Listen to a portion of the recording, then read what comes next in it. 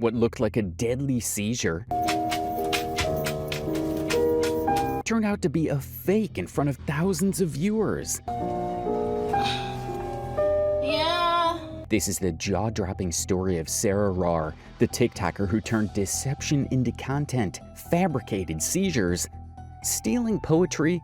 Got a secret, can you keep it? Swear this one you'll say. Better lock it in your pocket, taking this one to the grave. And even claiming she stopped a school shooting by dancing. Yeah, you're not ready.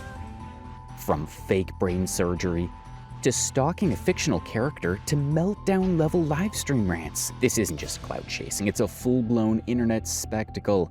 And trust me, by the end of this video, you'll question how far people will go for a few likes. At first glance, it looked like any regular livestream. Rawr, also known online as Sarah Undergrove, was doing what she usually did, talking to her followers, engaging in casual conversation, throwing in dramatic expressions every now and then. But before the Seizure controversy that made her infamous, Rawr was carving out a quieter yet deeper, peculiar space for herself online.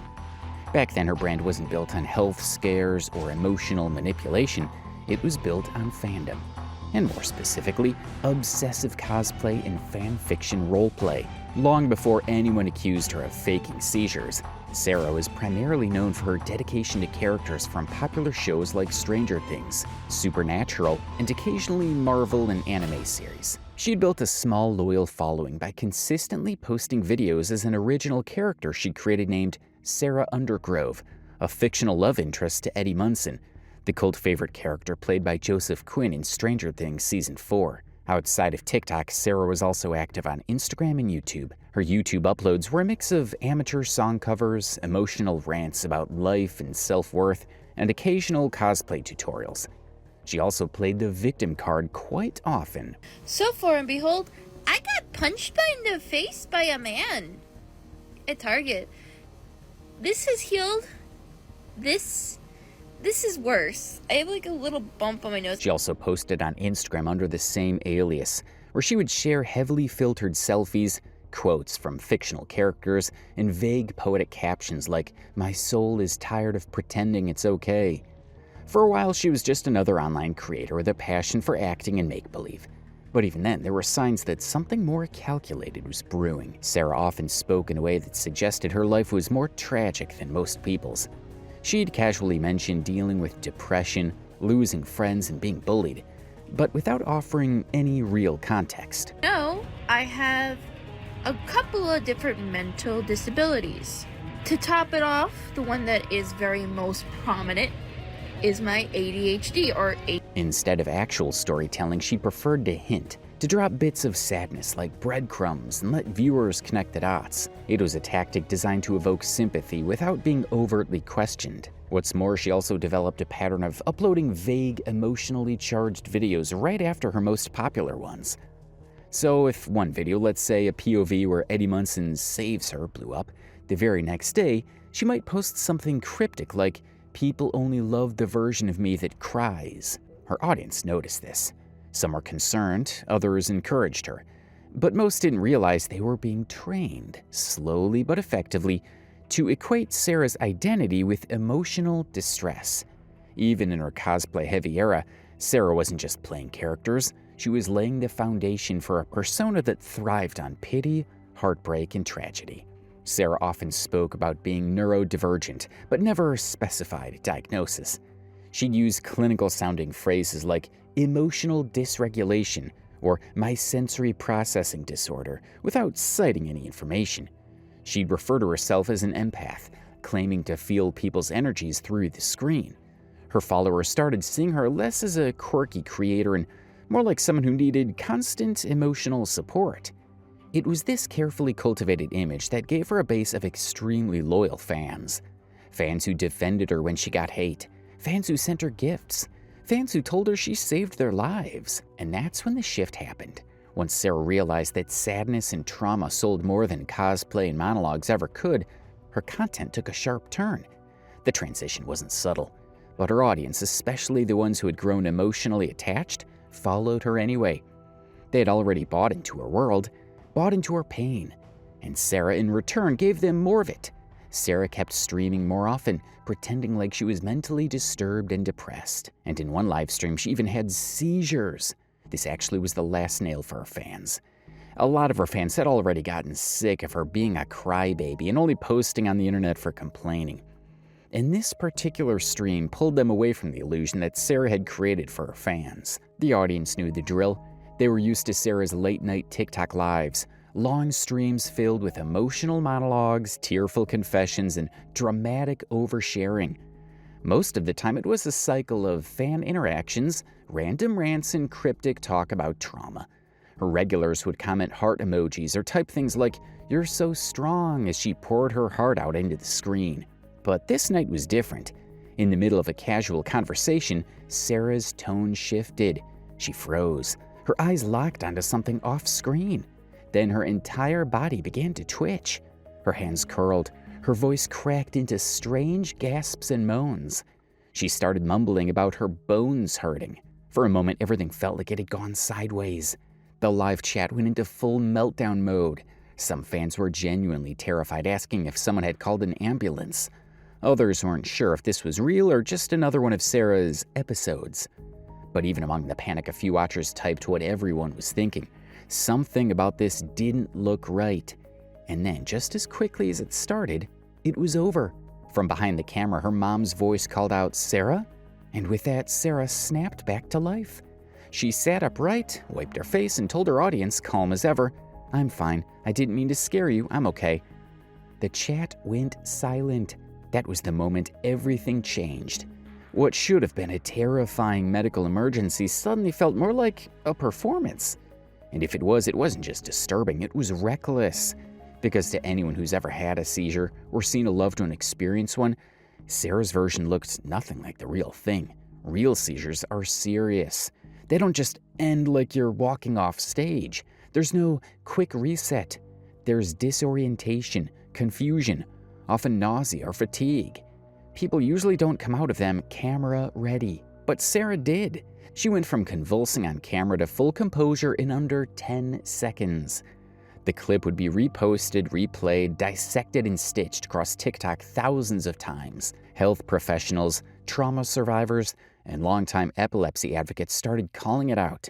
Viewers flooded the comments asking why there was no ambulance, no follow-up, no proof of diagnosis. I was like kind of annoyed because I was like, hey girl, that's not a seizure. You know what I mean? Well, I don't know. It was a convulsion. It happened. It made me spike out. And I thought it was a seizure, okay? It didn't take long before TikTokers began putting the pieces together. And what they found was shocking.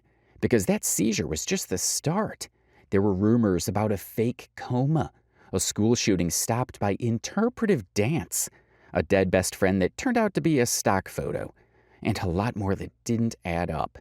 That one live stream didn't just mark the beginning of a medical mystery, it exposed an entire persona built on manipulation. And once the internet started pulling that thread, everything started to unravel. Multiple viewers, some of whom had epilepsy themselves, immediately started pointing out the inconsistencies. One viewer who worked in emergency rooms said, "That is the worst fake seizure I've ever seen, and I worked in the ER. You will never jump upright and seem so alert, and that never happens. That was not a seizure at all." But Sarah didn't back down. In fact, she doubled down. Within days, she began claiming she had a list of medical conditions. Epilepsy was one of them. She said she had Tourette's syndrome. She said there was a benign mass on her brain causing neurological symptoms. She also mentioned having anxiety, depression, and that overstimulation was the primary trigger for her episodes. She even threw in a vague reference to brain surgery, telling her audience that she had gone through a major procedure in the past and was still recovering. Number 3, I am disabled. I literally am. I have 3 mental health issues. I have other issues as it is. Brain problems run in my family. And I had what they called a benign mass pushing on my part of the brain that stems with anxiety, depression. And when I was overstimulated by stupid people on the internet, stupid people in real life, stupid people at work. And yet before that moment on livestream, there was absolutely no mention of these medical conditions in any of her previous posts. No documentation, no history, not even a passing comment. For someone who had shared everything from their fictional love life to imaginary supernatural abilities, it seemed odd that a literal brain mass and neurological disorders had never once come up until she got caught faking a seizure. The internet, of course, didn't let this slide. Clips from the stream began circulating on Reddit, particularly within a subreddit dedicated to tracking Sarah's antics. Some members of the community had been following her for months. They compiled screenshots, video snippets, and timelines. One particular moment stood out right after the supposed seizure. Sarah says she has to go to the doctor tomorrow and casually starts rubbing her face while explaining how her bones hurt. The entire monologue sounded like a poorly written soap opera scene, and people noticed. Then came the confrontation. During one of her future live streams, a viewer who had actually lived with epilepsy for most of their life joined in. They were calm, respectful, and very direct. They asked Sarah about the kind of seizures she claimed to have, about her diagnosis, and about the aftermath she experienced. You could tell this person wasn't trying to bully or shame her. They were simply trying to get some clarity on what she had said. Sarah's response? A mess of contradictions. She stumbled over her words. She kept repeating that she was not good at explaining herself. She said she dated someone with epilepsy, and that he saw one of her episodes and agreed it looked serious. Like, I dated a guy with epilepsy. I am still friends with that guy who has epilepsy, and it's not fun to have epileptic. And he knows, and he saw it on my lives, both here on TikTok and other social media platforms. He knew something was wrong with me, and he is the one who recommended me to go and take it off. Then she said she was still friends with him. She claimed that he encouraged her to get checked out by a doctor. She said 3 doctors couldn't figure out what was wrong with her brain until one finally diagnosed her. The whole story sounded like it was being built in real time. She added that her seizures were triggered by stupid people on the internet, and that overstimulation from rude comments caused her to go into convulsions. She also clarified that she didn't necessarily mean epileptic seizures. She used that term because it was easier to understand. That right there for many people was the turning point. Using the term seizure loosely, especially when faking something that mimics real medical trauma, is a dangerous game. Because it doesn't just attract views, it diminishes the real pain of people who live with these disorders every day. Sarah wasn't just exaggerating symptoms, she was weaponizing illness for attention. The backlash escalated quickly. Viewers dug up more inconsistencies. At one point, Sarah said she had surgery for the mass on her brain. Later, she said she was waiting for an appointment. Then she said she had already had the surgery and was recovering. The timelines didn't match up. The symptoms didn't make sense.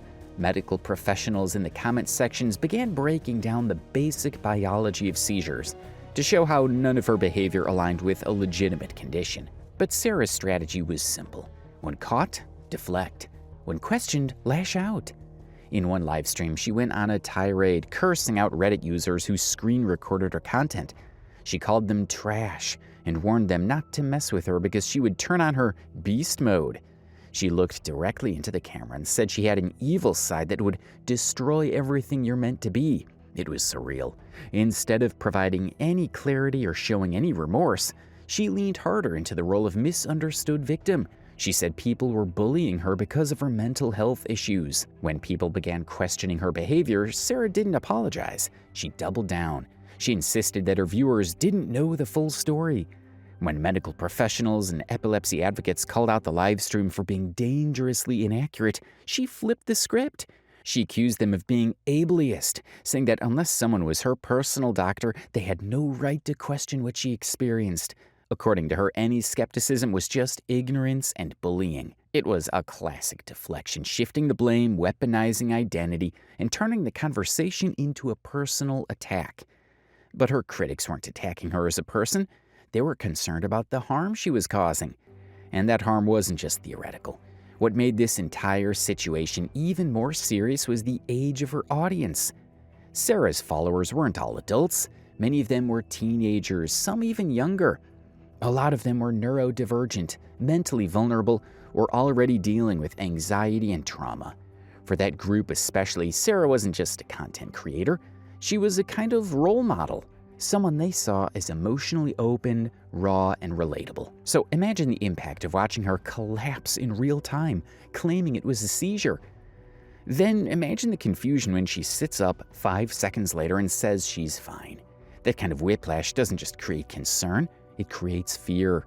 It teaches young viewers that medical trauma is a tool, something you can perform for attention, then immediately walk away from it like it never happened.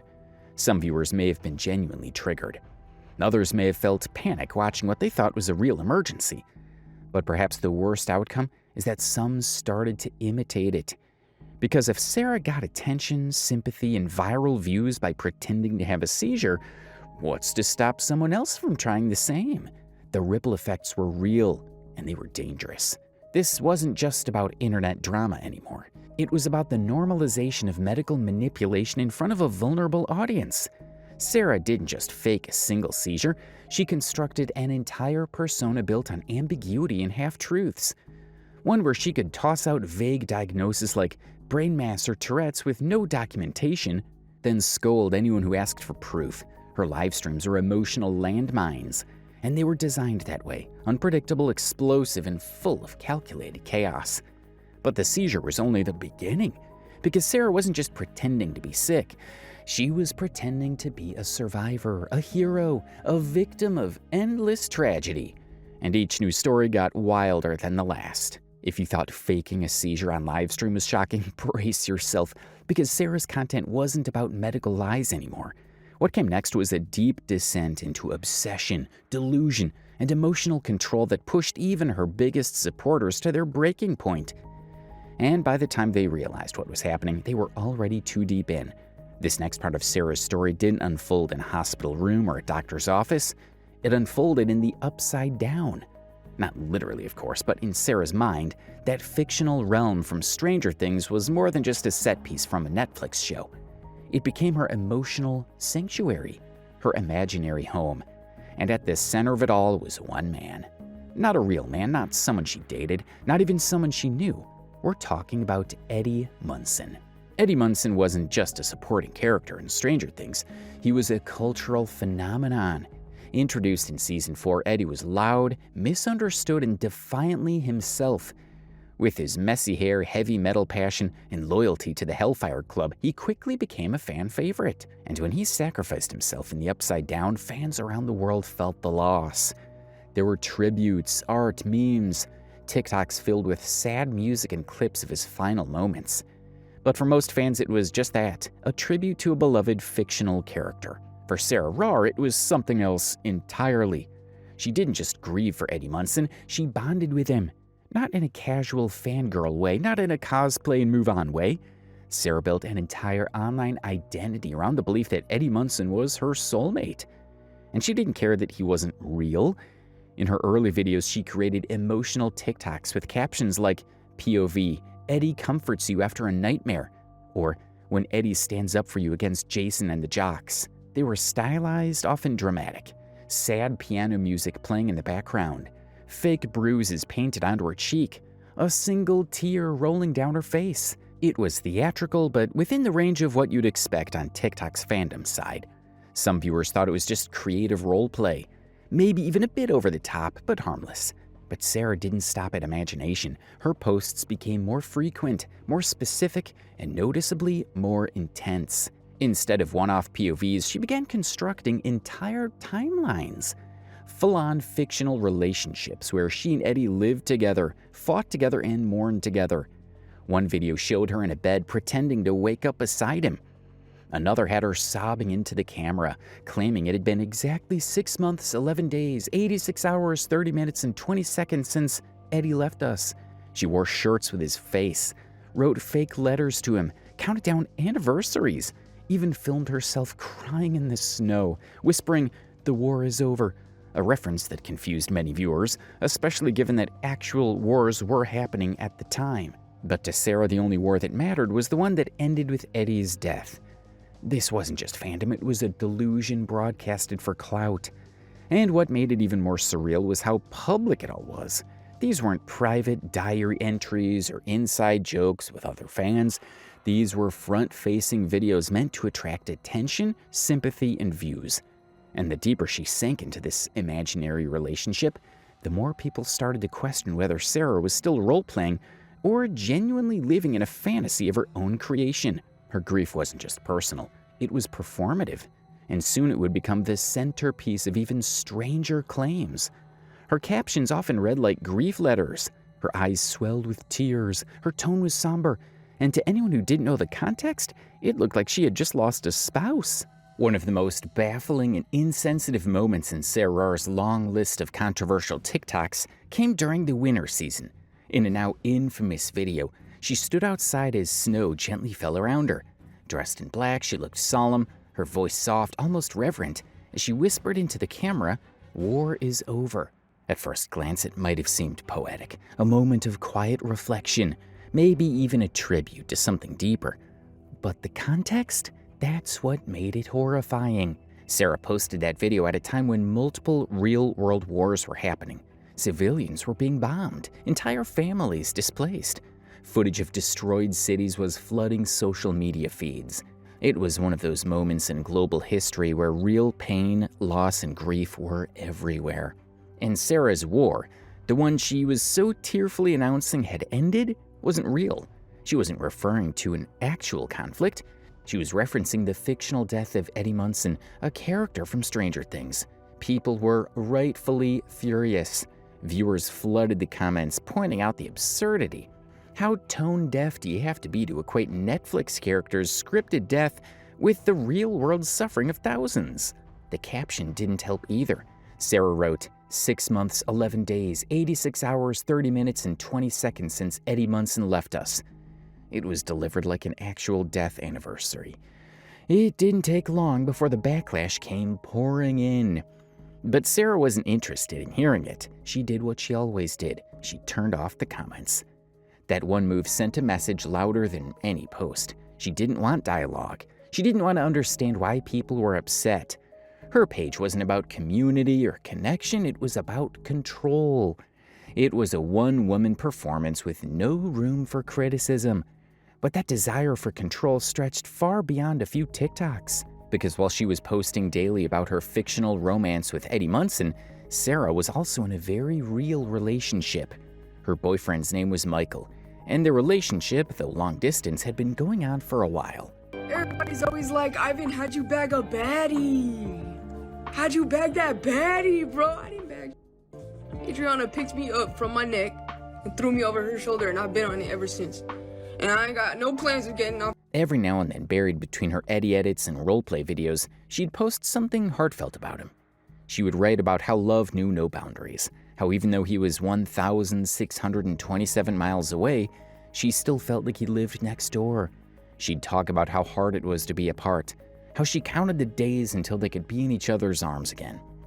On the surface, it sounded sincere, but it also raised a glaring question. If Michael was so important to her, why was he barely visible?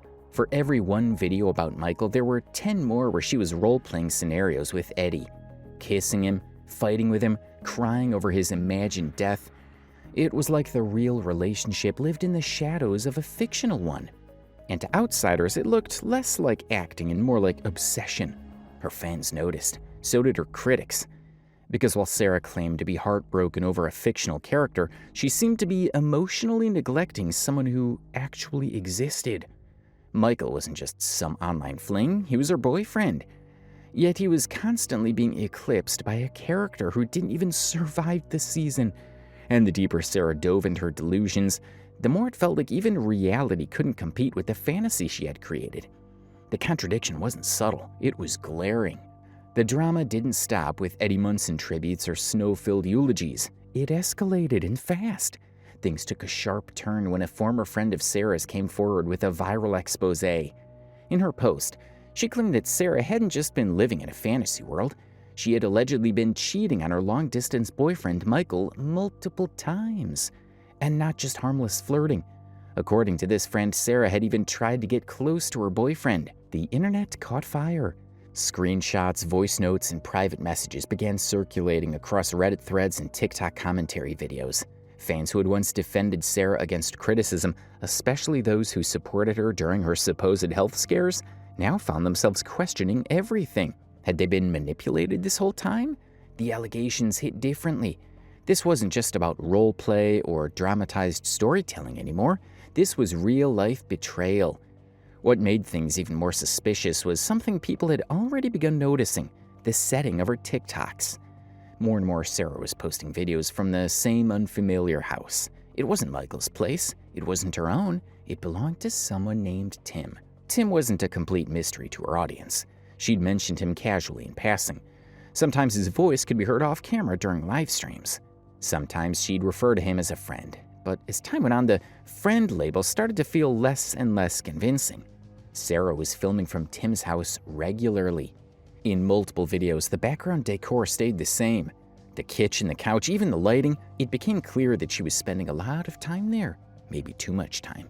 At first, fans gave her the benefit of the doubt. Maybe Tim was a roommate. Maybe she was going through something and needed a place to crash.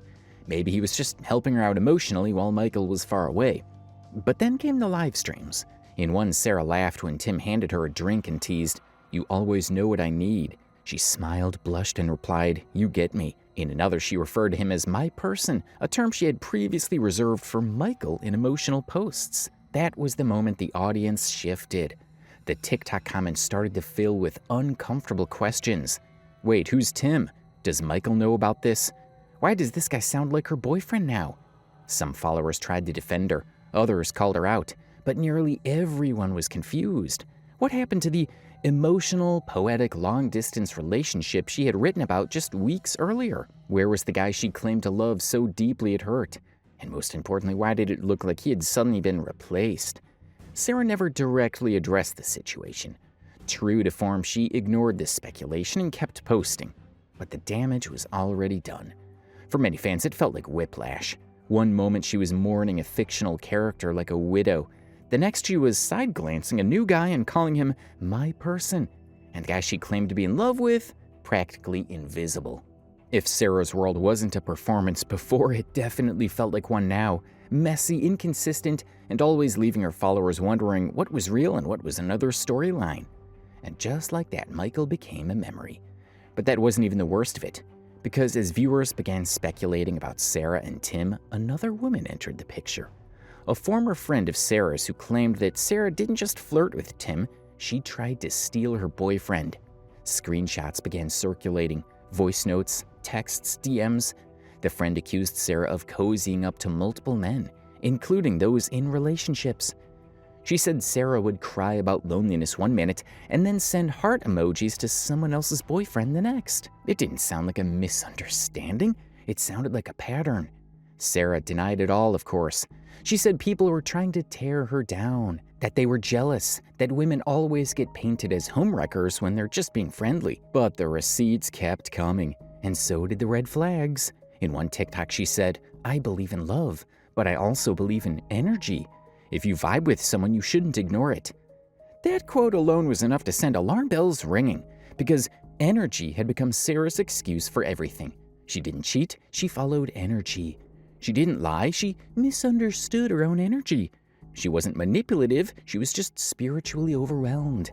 It was nonsense, it was a cop-out, and everyone saw through it. That too, I have that too. Oh my god, we meant for each other. Oh my god, what the hell is happening so much? I don't know what to feel. It's so weird. Sarah Rawr wasn't just pretending to be sick, she was pretending to be deep, pretending to be loyal, pretending to be ethical. But beneath the poetry thefts, the Eddie obsession, the livestream breakdowns was someone who understood one thing very well. Sympathy equals engagement, and she was going to keep milking it for as long as she could.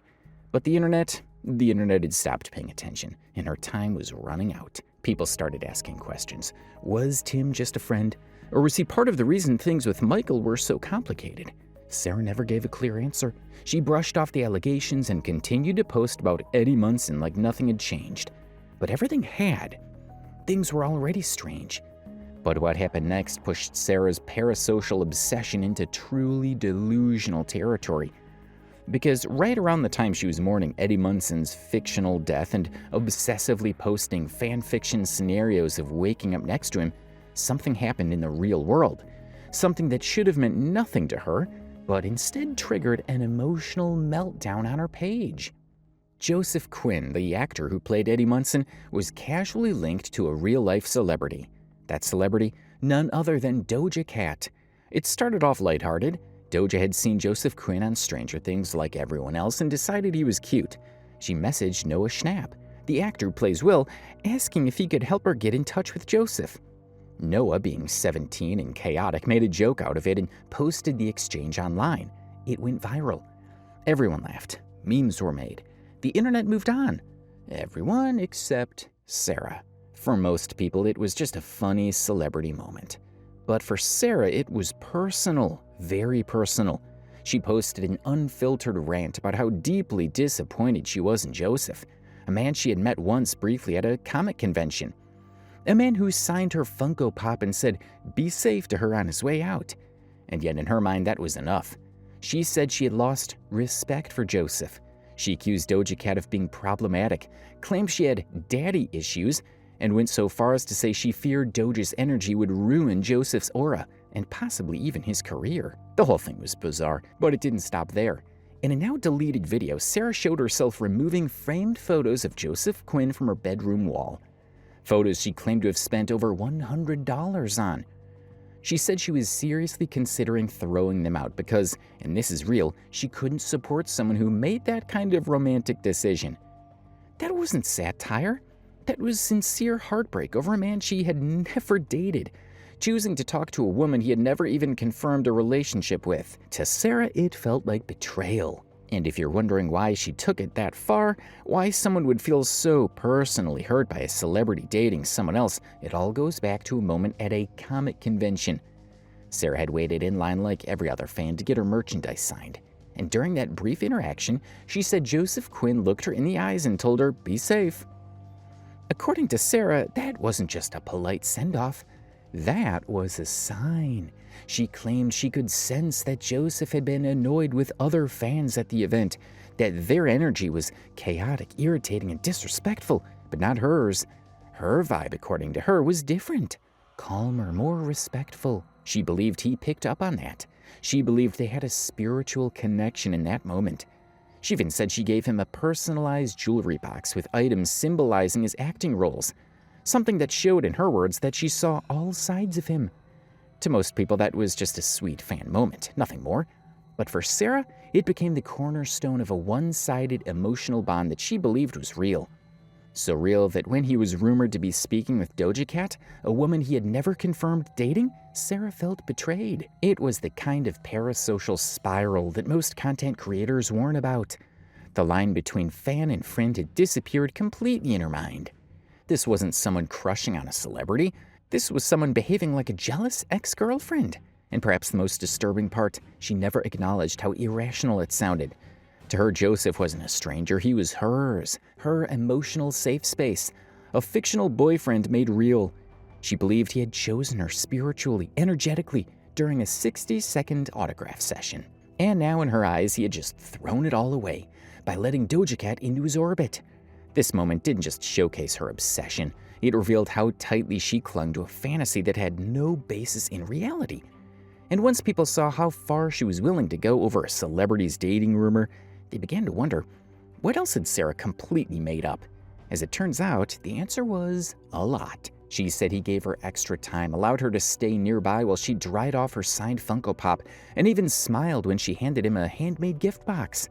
She described this encounter in vivid detail, saying she sensed calmness in his energy and believed he appreciated her more than other fans. In Sarah's mind, this meant something. To the rest of the internet, it was terrifying, because this wasn't just about a parasocial crush anymore. This was a full-blown delusion. Sarah spoke as if Joseph Quinn had let her in on a secret, as if he had chosen her over the others, as if Doja Cat dating him was a betrayal of a sacred emotional contract. This kind of thinking isn't just problematic, it's dangerous. And it's becoming more common in the age of social media, where access to celebrities feels closer than ever before. Fans watch live streams, comment on posts, and sometimes even get replies. That closeness can create the illusion of intimacy, but it is not real, it is not mutual. And when people like Sarah treat it as if it is, it sets a frightening precedent for other vulnerable viewers. She didn't stop there. Sarah began making videos where she sensed that Joseph and Doja weren't meant to be together. She said she could feel their incompatibility from afar. She used phrases like, "energy doesn't lie," and Empaths can see what others don't. She compared their relationship to ones from her own past, saying she had been blinded by love before and now had the ability to detect toxic dynamics instantly. The comments were filled with concern, not just criticism, real concern. Some viewers said they felt Sarah was in the middle of a psychological break.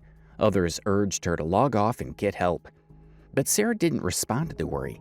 She stayed locked in her version of reality, where fiction, fantasy, and personal history were all tangled into one narrative. And this obsession, this refusal to separate the character of Eddie Munson from the actor Joseph Quinn, would bleed into the next chapter of her unraveling. A chapter that involved not just romantic delusion, but outright lies about her past. She began claiming to have survived horrific accidents. She told her followers she had been in a coma. And that's where we're headed next.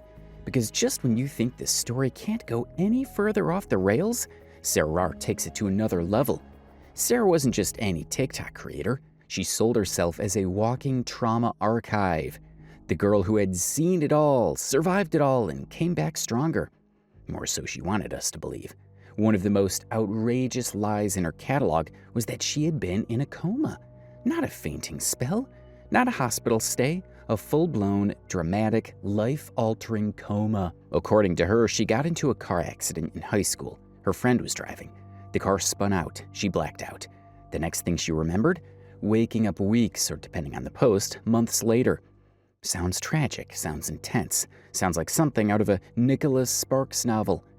Except she wasn't in a coma. Internet detectives began to dig. And here's where things fell apart faster than her TikTok comments section. Users pulled up TikTok live streams and videos posted during the same time Sarah claimed to be unconscious in a hospital bed. You heard that right.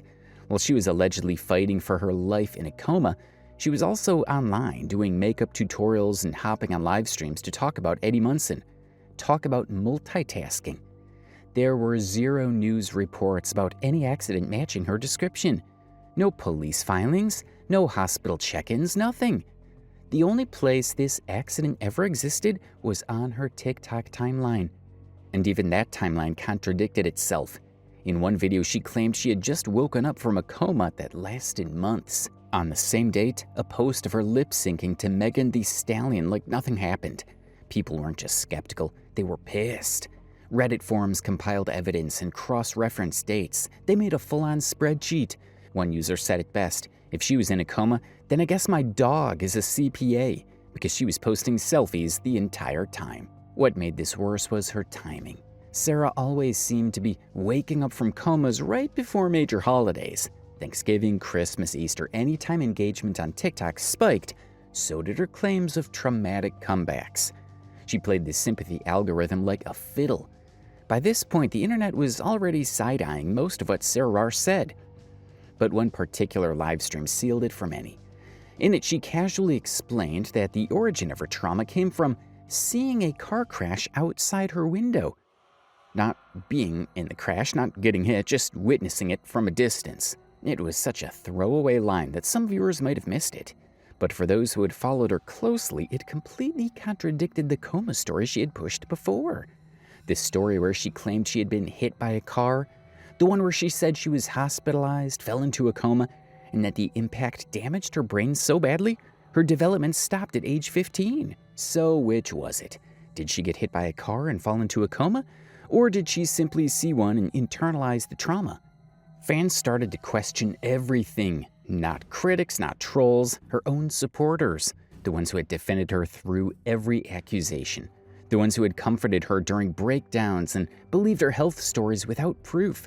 They were starting to wake up, and they were not happy. Still, even that wouldn't be the most offensive thing Sarah would say online, because what she claimed next made everything else feel like a warm-up. She said she stopped a school shooting with a dance. Let that sit with you for a second. Sarah claimed that she was present during a school shooting. Not only that, but she described the scene as absolute chaos. Screaming, fear, people panicking in every direction, the kind of horror that stays with someone forever. And then, according to her, someone suggested dancing. Not calling the police, not hiding under desks, not barricading the classroom. They danced. Sarah claimed that when the students started dancing, the shooter was so mesmerized by their movements that he dropped his weapon and surrendered. Just like that. It would almost be laughable if it weren't so incredibly offensive, because this wasn't just a weird story. It was a lie pulled straight from a TV show. Word for word, this story mirrors a scene from The OA, a cult Netflix series that blends supernatural elements with drama. In one of its final episodes, a group of teens use a choreographed dance sequence as a spiritual shield during a school shooting. It's a fictional moment in a fictional show with fictional stakes, but Sarah didn't mention The OA. She didn't reference the scene. She didn't say it inspired her. She said it happened. She told it as her own experience. She acted like she was the one in that moment, like she was the reason the shooting stopped. There was no trigger warning, no clarification, just a wild, made-up story presented as fact. For survivors of real school shootings, this was painful to watch. For families who have lost children to that kind of violence, it was pure disrespect. She didn't just lie for sympathy. She borrowed someone else's trauma, and she used it to make herself look like a hero. And incredibly, this was still only the beginning of the chaos that followed. TikTok users caught it immediately. Comments poured in saying things like, "Girl, this is literally the OA. You just changed the school name." One Reddit post titled, "She thinks she's in Stranger Things and the OA," gained thousands of upvotes. The subreddit started cataloging her fantasy claims like episode of a deranged series. No news outlet ever confirmed any shooting at her school. There were no reports, no names, no aftermath. She didn't even provide a date. Just kept on lying. Even her wording was suspicious. In some clips she said, "I didn't do it for attention, I did it for God." In other words, she said she didn't even remember it happening and had to be told by friends what she did. It's the classic trauma trope, conveniently vague. Eventually, hashtags like dance shooter hoax and TikTok liar started trending, and the story joined the ever-growing list of things people had caught her lying about. Viewers started to notice a pattern. Anytime Sarah was called out, whether for faking seizures, inventing tragedies, or contradicting her own timeline, she would fall back on one tactic: playing the victim. She would post tearful videos. She would say people were bullying her, that they didn't understand her trauma, that she couldn't help the way she acted because of what she had been through. Making so much, and again, I'm gonna put this out there. They're straight. You don't know my medical history. You are not my doctors. You are not my therapist. You are not a person, a medical professional. And if you are, you're not that specific about what you know about me because you don't have my records. And when sympathy started running low, she'd bring in backup. Often this meant inserting her mother into the conversation. There are multiple clips where Sarah prompts her mom to confirm certain details. She'll say things like, "Tell them what happened when I was in the hospital," or "Remember when the doctor said I wasn't going to make it?" Her mother often looks visibly uncomfortable. She stammers, avoids eye contact, and sometimes answers with vague phrases like, "I think so," or "That's what you said." In one particularly awkward clip, Sarah tries to get her mother to agree that she was in a coma for at least 2 months. The mom looks off camera and then replies, "Maybe it was more like 2 weeks?" Sarah's face immediately drops. She glares. The clip cuts. Critics have suggested that Sarah pressured her mother into corroborating lies. Not just once, repeatedly. And it's not just her mom. On at least one occasion, Sarah tried to use her followers as emotional hostages. After being called out for lying, she made a video saying, "If this hate keeps going, I don't know if I'll be around much longer." It was a manipulative ploy designed to guilt viewers into silence. People started calling it what it was: emotional blackmail. You don't get to fabricate stories, lie to your audience, and then weaponize your mental health when the truth comes out. But that's exactly what Sarah did, again and again. The coma story wasn't isolated. It was part of a much bigger pattern. Sarah created an entire digital identity based on pain. Her content was saturated with hardship, stories of loss, trauma, medical emergencies, and near-death experiences. But none of it added up. She claimed to be terminally ill. Then she said she was misdiagnosed. She claimed to be hospitalized, then was seen live streaming from home. She said she had brain scans, but never showed medical paperwork. She spoke of being attacked, yet never filed police reports. The lies weren't just frequent, they were strategic. They always appeared after backlash, after a controversy, after a dip in engagement. She told followers she was too sick to post, only to upload makeup tutorials hours later. She said she lost a friend but used a stolen stock photo. She said she was traumatized but danced on live streams within minutes of sharing her story. One of the most famous Reddit lists titled "Everything Sarah Lied About" includes gems like "Her cousin is Jacksepticeye." She also said she met The Rock. She said she met Maya Hawke. She claimed she wrote the song Irish Eyes. And people literally said that I stole a song from an artist, though it might have been some word to word, but it wasn't exactly word to word. It was based off because I'm part Irish and I have mixed heritage with a lot of stuff, and I made my own version. So whatever at the end of the day, because guess what? And brace yourself, she claimed to have gotten an entire family deported. Every one of those claims has been debunked. There is zero evidence, no photos, no news stories, nothing. Just her words. And as we've already seen, her words don't hold much weight. Sarah has also played the legal drama card. She once said the police raided her home looking for child pornography on her devices. When people demanded clarity, she walked it back and said she meant actual content. The story alone was enough to alarm viewers. Online detectives looked for police records or news stories. They found nothing. No search warrant, no case file, nothing. And then came the Dollar Tree story. Sarah often claimed she only worked part-time at a Dollar Tree to support herself. But fans noticed she regularly ordered food, bought luxury merch, and lived far beyond what the job could afford. When asked about it, she said her fans didn't need to worry about how she paid for things. That evasiveness became another red flag. Even her mental health stories don't add up. She once said she checked into a mental hospital due to online harassment. Another time she said it was her friend.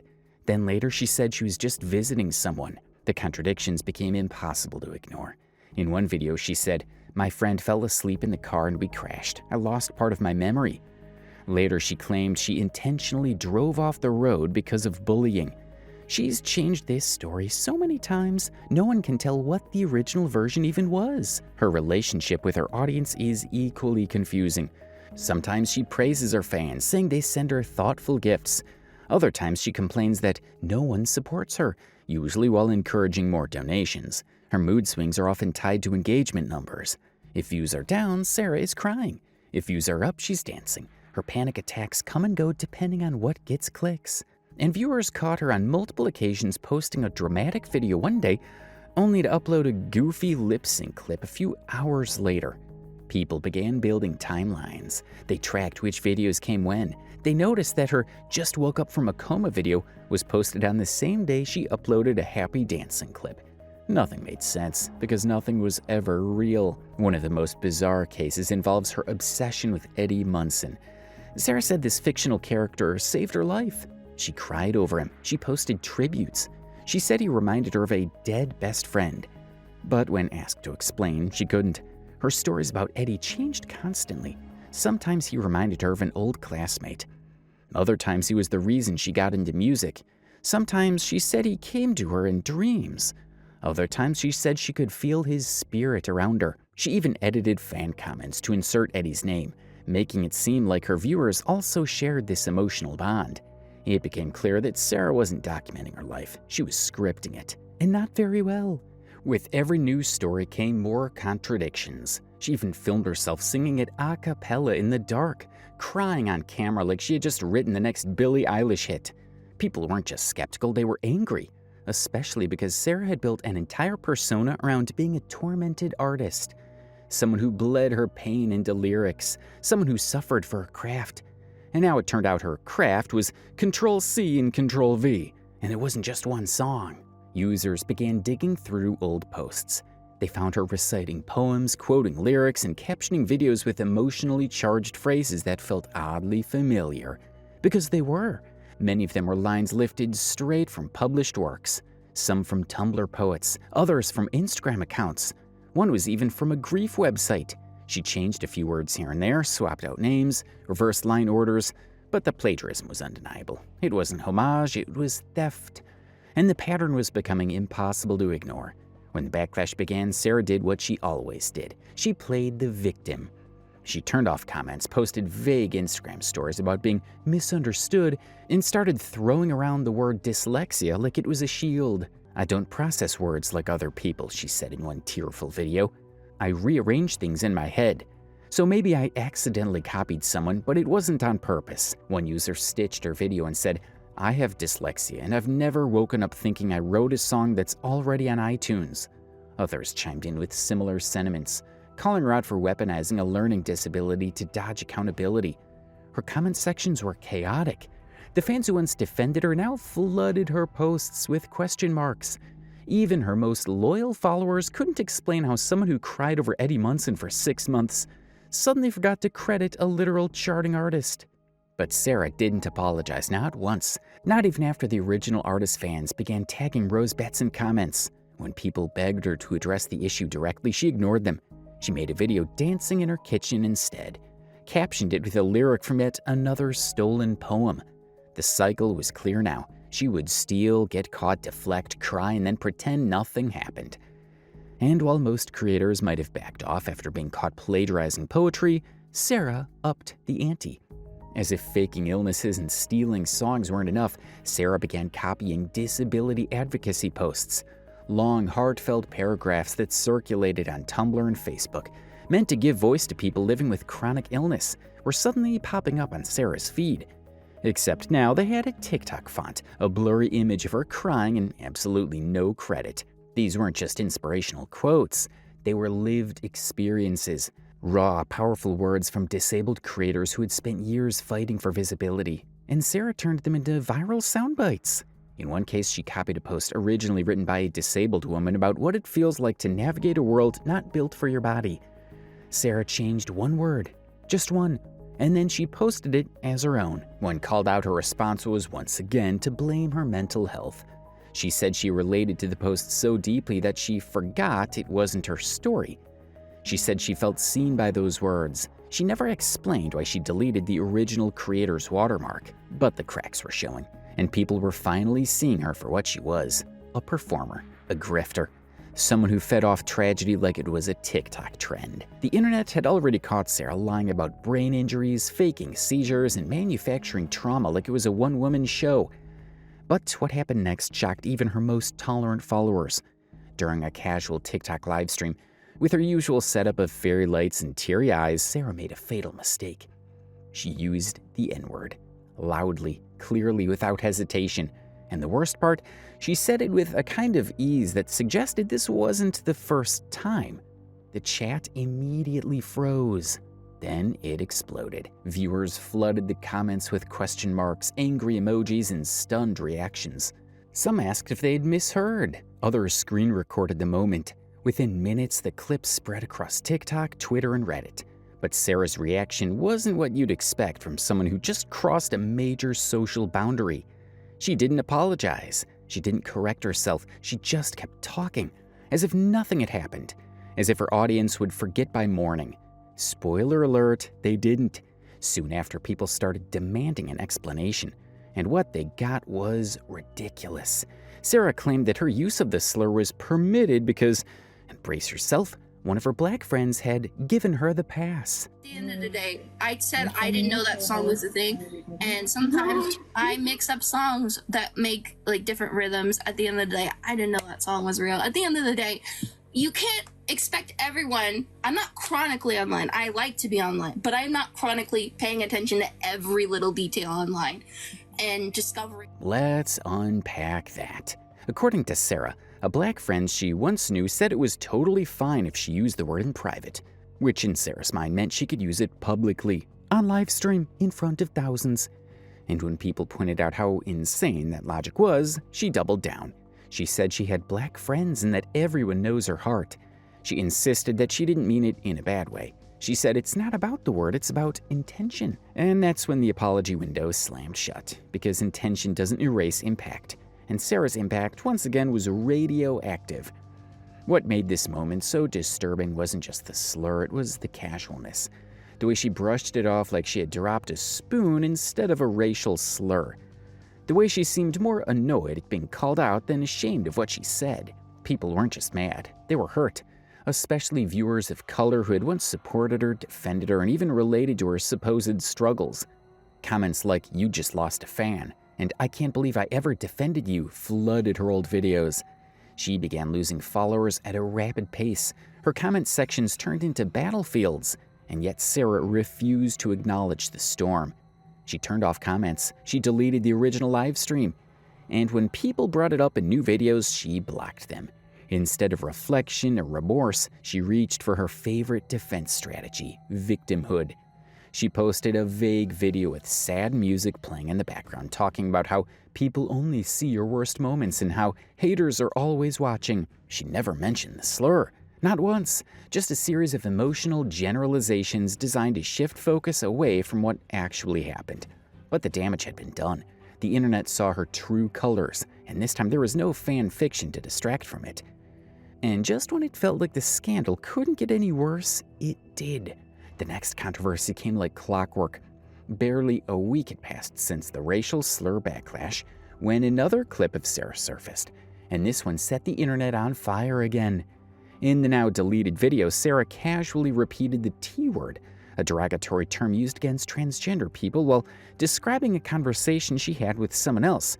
She claimed she was just quoting what someone else had said and didn't mean to offend. But here's the thing. You don't get to repeat hate speech and hide behind quotation marks. People called her out instantly. Activists, trans creators, and allies spoke up. Many of them had been following her since her early controversies. Some had given her the benefit of the doubt. But this time they had receipts, clips, context, replays. There was no excuse, but that didn't stop Sarah from trying to find one. She claimed that she didn't understand the weight of the word, that she was still learning, that she was neurodivergent and had dyslexia, which made it hard for her to keep up with modern terminology. Let's be clear, dyslexia is a legitimate condition that affects reading.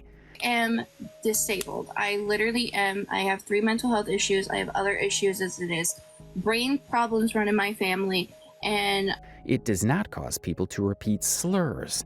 It does not erase basic understanding of right and wrong. Sarah's excuse wasn't just weak, it was offensive.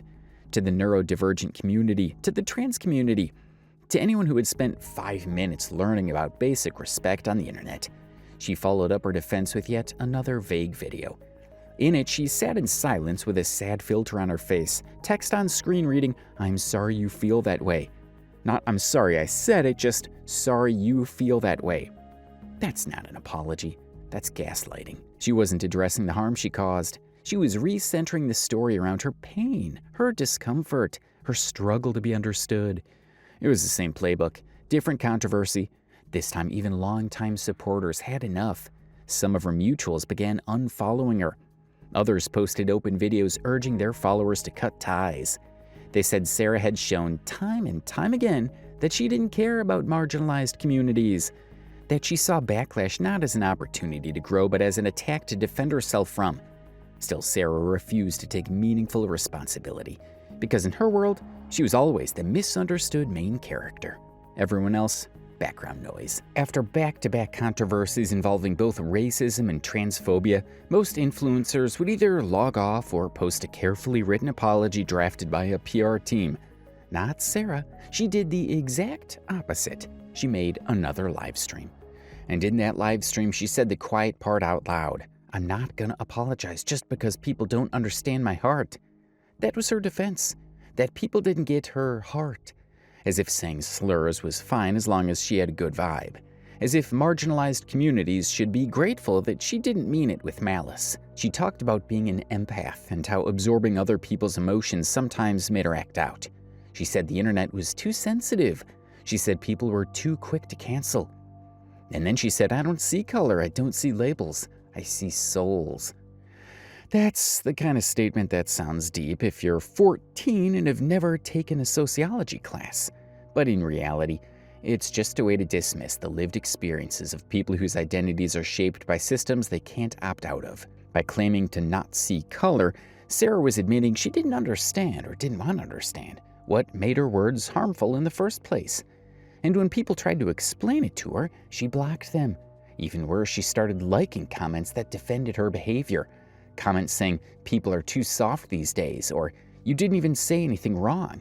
She boosted voices that minimized the issue while silencing the ones that tried to educate her. And every time she was confronted, she returned to her favorite script. "I'm just trying my best. I'm not perfect. I'm only human." But here's the truth. Being human doesn't mean being hateful, and it certainly doesn't mean refusing to learn. Sarah wasn't trying. She wasn't growing. She was performing. She used her own ignorance as a shield, her trauma as a clutch, her empathy as an excuse. And the more people called her out, the more she insisted she was the real victim. She even began using buzzwords like mental health, neurodivergence, and spiritual awakening to frame herself as someone on a healing journey. She said she was still unpacking her shadow self, that she was receiving messages from the universe, telling her to stay strong in the face of spiritual attacks. It would have been laughable if it wasn't so dangerous, because while Sarah played sole survivor, real people were left picking up the pieces.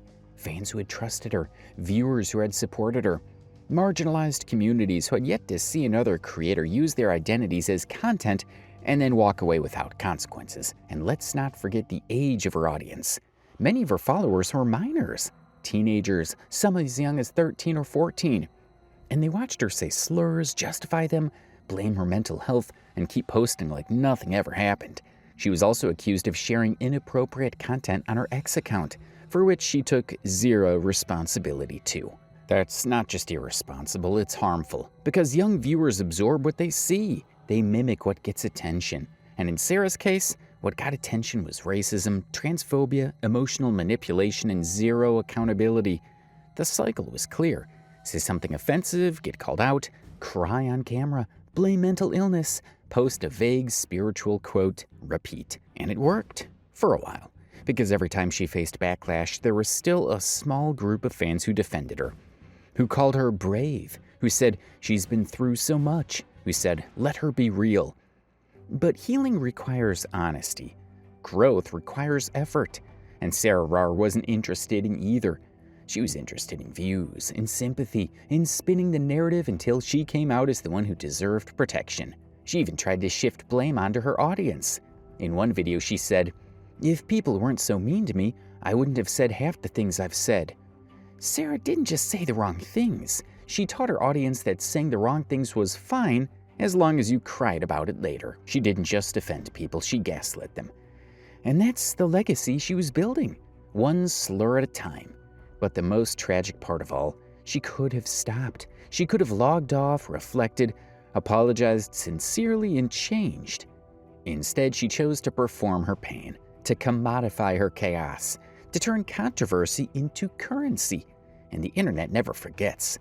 So do you think Sarah Rawr really faked all of this, or was she misunderstood? Let me know in the comments.